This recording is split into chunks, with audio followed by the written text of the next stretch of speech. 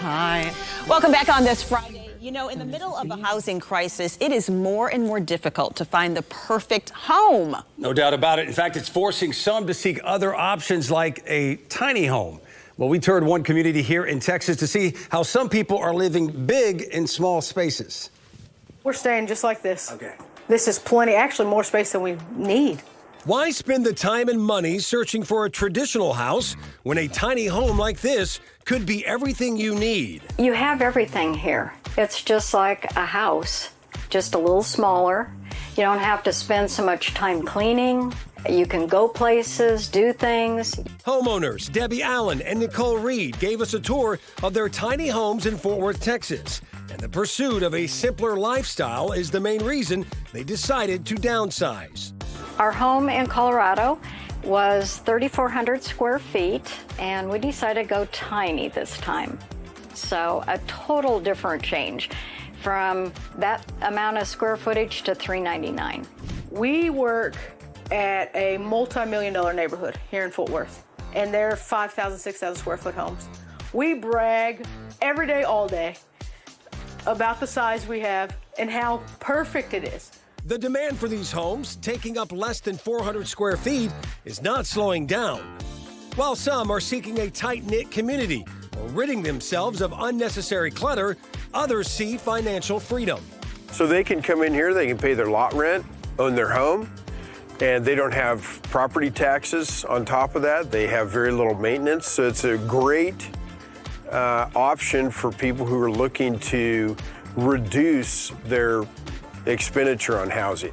The price for owning a home is rapidly rising. U.S. homeowners are paying an average of more than $18,000 a year on home expenses, like insurance and property taxes, according to a Bankrate study.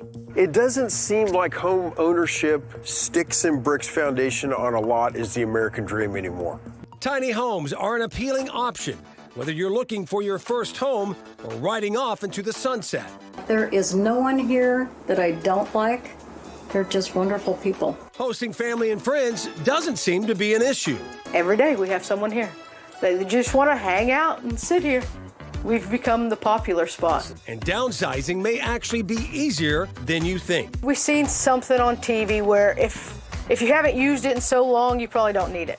And when we were moving, we found lots of things and we were like, I didn't even know we still had this. Donate. So we went all in to make sure we could fit in here and be happy. And be happy. Be happy. That's what we found out when we went out there. As you heard in that piece, tiny home living can require decluttering, downsize it, and a discipline to maintain order and cleanliness. Did you feel like you were cramped?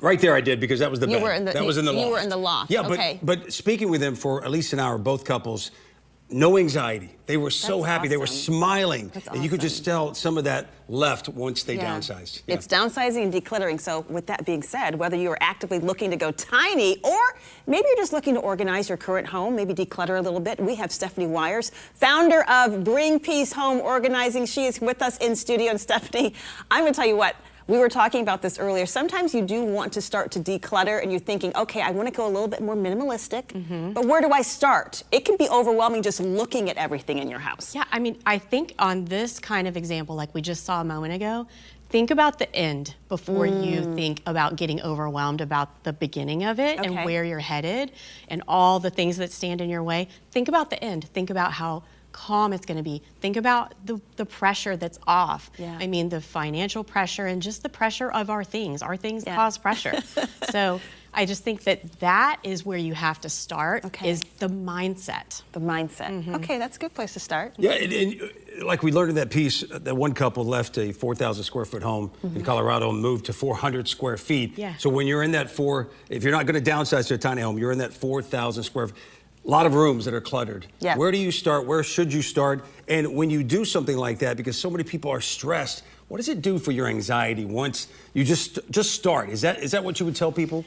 Well, I mean, definitely jump in, but I also think there's a way to do it that makes sense to me strategy-wise, and that is, first, you're going to start with less I don't know, emotional categories. Oh, okay. For me, clothing is not emotional. It may be emotional to some people. For other people, starting in the garage might be a good place to start. So start in less emotional rooms. The kitchen, great place to start decluttering.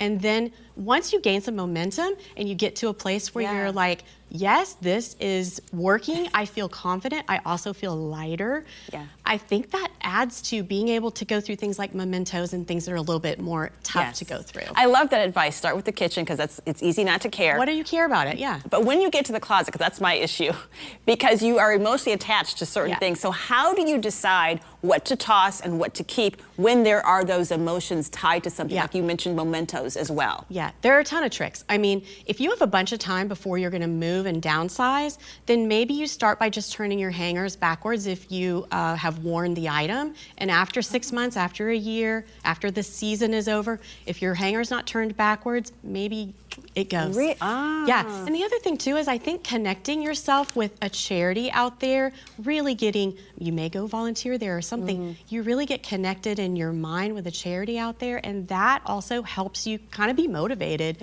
to give some things away. You mentioned the clothes. Is that for lawn equipment, toys, everything? Really everything. I'm going to tell you honest, from my side, I hire people to do my lawn because my husband's not home, like he travels a lot. But we still have all the lawn equipment. That's a category to easily look at, and it's big too. It takes a lot of room. Maybe like we go extra ahead. tools and stuff like that. Yes. So it takes planning to get rid of things that are that listen, large. and if you don't have as much time, you really got to be smart about it and maybe hire some help like people like us. So tell us where people can find you in case people want more information or if people want to hire people like you. Yes, so there are organizers all over the United States, every town. It's easiest probably to find one maybe on Instagram. We are on Instagram at Bring Peace Home DFW. That's all our socials plus our website address. Well, I can tell you one thing, if you hire someone to do it, that will take the emotion out of it real fast. Oh my goodness, yeah.